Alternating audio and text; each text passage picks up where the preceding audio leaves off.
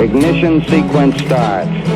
6, 5, 4, 3, 2, 1, 0. Liftoff. We have a liftoff.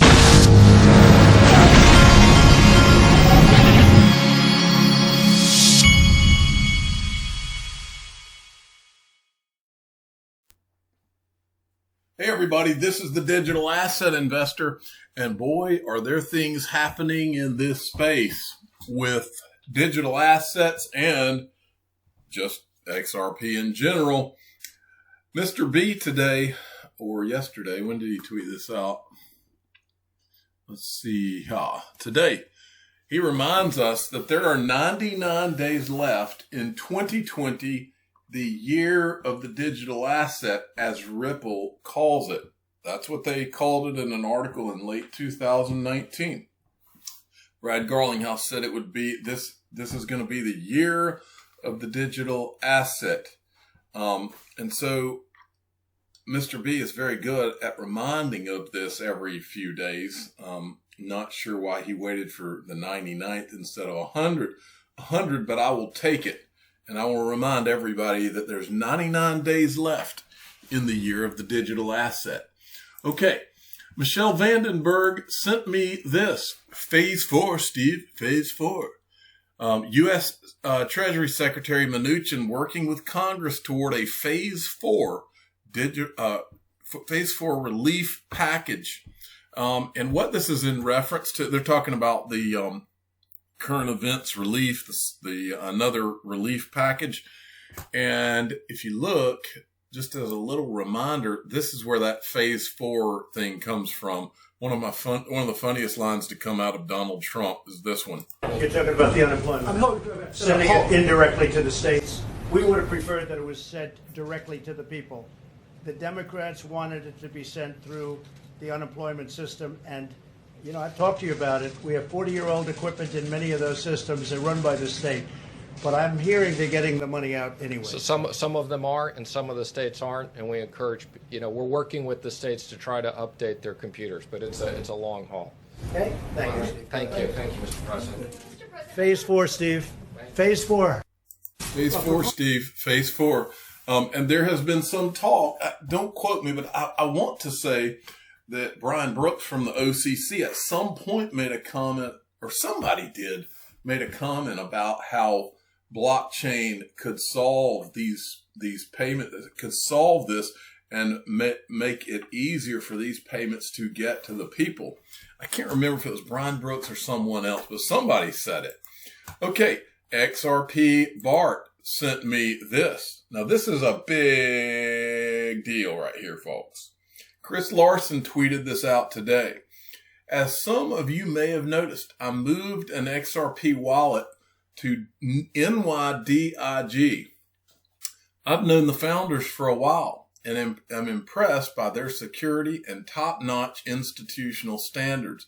This is truly Custody 2.0. Check them out. The digital asset investor decided to check them out. It's NYDIG.com, folks. And let's go down their website. Their design, in a way, reminds me a little of the PolySign design, the 3D platform like that. Similar. Providing the full suite of digital asset services to premier institutions and sophisticated investors.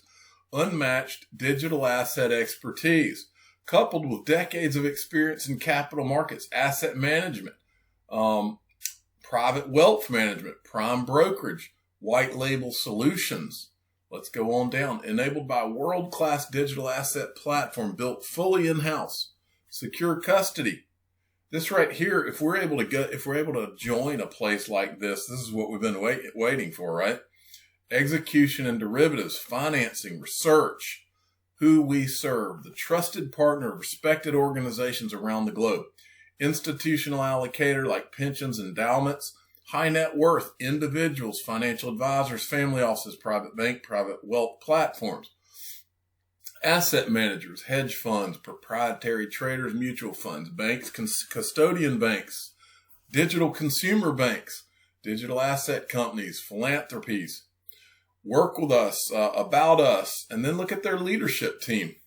Robert Gutman, Brian Langle, Benjamin Lowski. We know that name. I'll go into these people here in a second. They say necessity is the mother of invention. I'm not going to go into all of that. But as we go down, you can say contact us and you can tell them that you're interested. I did do this. I wanted to see what they had to say. So let's go back up to some of these people. This guy ran this Stone Ridge Asset Management, but I'm more interested in starting here at Benjamin Lowski. For those of you that don't know, Benjamin Lowski, I believe he's still a board member at Ripple, but he's the guy that created the Bit license. He was, in fact, here's his LinkedIn, CEO of the Lowski Group. Now he's head of regulatory affairs for NYDIG, superintendent of financial services, Department of Financial Services for New York. That's where he created the Bit license. He was on Andrew Cuomo's, he was his chief of staff. He was an assistant to the Attorney General.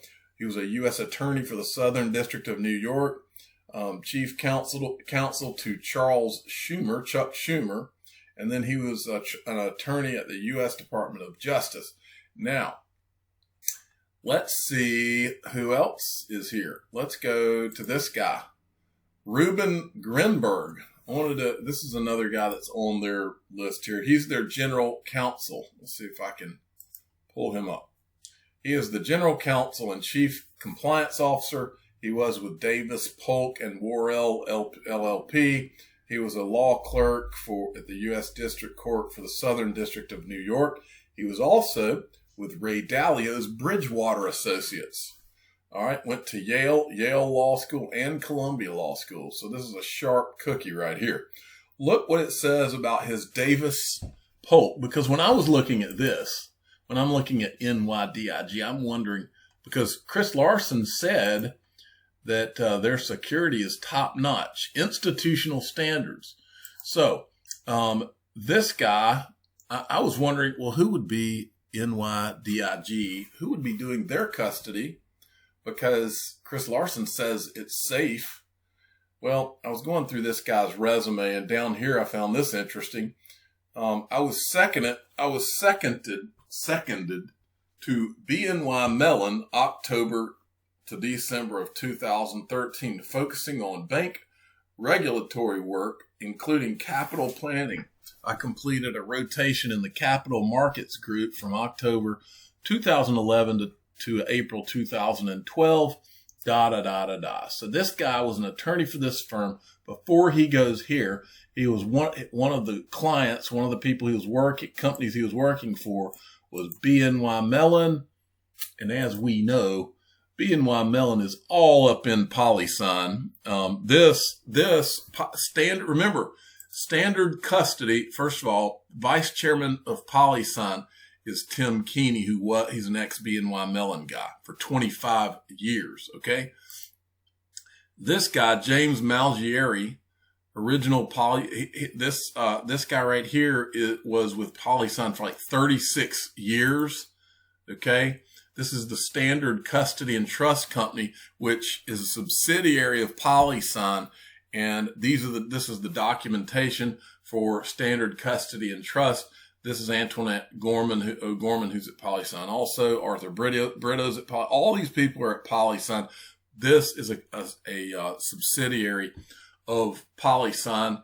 And just so happens that this Ruben Grinberg that's now at this company used to work for one of his people that he worked for or companies he worked with was BNY Mellon. All coincidences, I'm sure. This is also this guy, Ruben Grinberg. This guy was on the scene with digital assets way back to 2013. I found 2 videos of him. I'll play just a tad bit of this one for you. On CBS News. Most currencies that people are familiar with, say the dollar or the euro, there is a government agency that determines what the supply of that money will be, and usually it's to promote the economic wealth of that country, to make sure that there is a steady rate of inflation, and also to make sure that unemployment is where it should be. A lot of people think that that's actually bad. Not modern economists, but there's a group of people who think. Okay, so that's that guy, and then this was him. In this, he's with a few interesting characters that we've run into in the course of this channel. The one I'll focus in on is Jerry Brito. He's there. He's at the NYU Law Digital Currency Conference. This is back in 2014. I think this is him talking right here. Brought up because they largely settles those issues. So one example was I looked at, is there any federal law that says you can't make your own currency? I said no, and no one's really cared about it since. And there are some important issues that no one's talked about that may turn out to be a problem. There was a blog post recently saying that if someone is taking Bitcoins as a business, perhaps that Bitcoin is actually property under the UCC, such that a bank that has a relationship with that business would have a security interest in those Bitcoins, even if those Bitcoins are then used by that. So anyway, these guys were talking about this way back 2013, 14, and around that same time was when Ben Lawsky was doing the hearings. If you haven't seen it yet, go watch the Bitcoin documentary on Netflix, and you'll see the whole cast of characters. You'll see Ben Lawsky at a hearing. You'll see the Winklevoss brothers. You'll see Susan Athey from Ripple's board testifying. At that same time, these guys were going to jail. You'll see people from Mt. Gox go to jail. You'll see Charlie Shrem go to jail. You'll see during that same time, Jed McCaleb was leaving all of that to go form Ripple. You'll see all of this. Go watch the documentary on Netflix. If you haven't seen the Bitcoin documentary on Netflix, go watch it, because a lot of this will come together in your mind. But all this was going on behind the scenes. Now let's go to this guy that's sitting beside him, Jerry Brito. We've covered him before on this channel. He is the executive director at Coin Center in Washington, D.C. This is him right here. Recognize anybody else as we go down? There's Susan Athey. She's on the board of directors with this company, right there beside him, right? As you go down, there's Mark Andreessen of Andreessen Horowitz, which is an investor in Ripple. Here's the managing director at the DTCC. Remember, when you hear DTCC, you hear all the money. Always remember that. So Mark Wetjen, of the managing director of the DTCC and former CFTC commissioner, he's there as well. This guy is also, George Kirchner is also with the NYDIG. So let's look at George Kirchner. George Kirchner is head of sales. He left Goldman Sachs to go run sales at a digital currency company. I wonder why he would do that. He was at Goldman Sachs for 5 years and 10 months, and I think that means you must be making at least $1 million a year. He left that to go run a company that is going to help people invest in digital assets. Joshua Brandt, he's the head of strategic partnerships. He was with this company, and before that, he was investment banking advisory at Bank of America. It's amazing all these people from big jobs that leave and go to these digital currency companies. Well, I just wanted to pull a couple of articles about this NYDIG that were missed because we didn't know what it was at the time, but now we do. New York, this is from November 14th, 2018. New York regulators have grant crypto license to NYDIG. So they got themselves a bit license. What do you know? And then there was this. Asset manager NYDIG raises $5 million for third Bitcoin fund in 2020. The Manhattan-based asset manager, let's see. That's not interesting. As we go through here, you'll see, it says here, this is interesting. Per its Form D filing, 56 investors have now committed to the fund, but NYDIG has not disclosed the fund's net asset value. So anyway, bottom line is, and the point of all this is that this company is not just some random company. Just like Ripple is no ordinary company, NYDIG is no ordinary company. Chris Larson is not just picking some random firm in New York City to invest in. And you can kind of see how business works just by looking at how this is all unfolded. Okay, I wanted to show you this from Zero Hedge. Budget Office releases the latest long-term debt forecast, and it's terrifying. This is the pandemic, and then this is the projected debt, okay? This doesn't end well unless you roll it into something. And then this guy, @Dave6971, sent me something. I was just talking this morning to someone about looking for investments, things that are going to benefit from the disaster that is all around us. And this is one of them. From Zero Hedge, time to go all in. The Big Short 3.0. 2/3 of U.S. hotels say they won't last 6 more months at the current occupancy levels. Hotels, figure out a way to short hotels, folks, because a lot of them are going down. And also, I made a note of some other investments just for your curiosity out there. Some things that I think are going to benefit from the role into the digital asset space from doing my channel for over 2 years. I'll just name a few of, and from the current events, areas that I think I'm going to be looking at. One, commercial real estate, I believe is something. I mean, how many times have we heard now that a lot of these people are never going back to their offices and they're not going back to these cities? Shorting commercial real estate, office space, that to me is a place to look at putting a lot of money.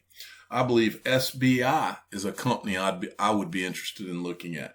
Amex, Visa, PayPal, MasterCard, BNY Mellon, State Street, PNC Bank. Those are all things that I think are going to be interesting to look at, because they all are getting involved in this digital asset space. I'm going to look at these companies further myself.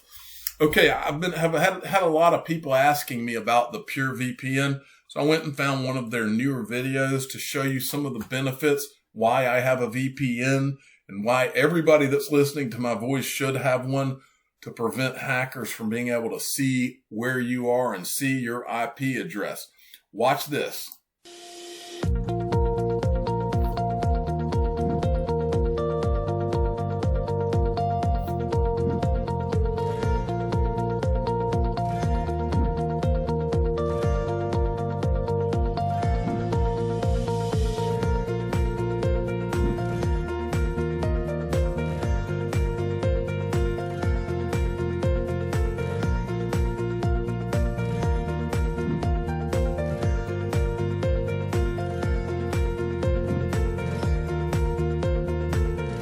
Guys putting together a lot of cool, easy to understand videos like this.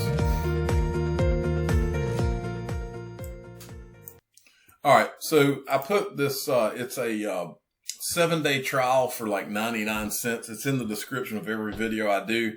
If you don't have a VPN, you're literally surfing the web and you're not secure. You can put this on your computer and your devices like your phones and that kind of stuff.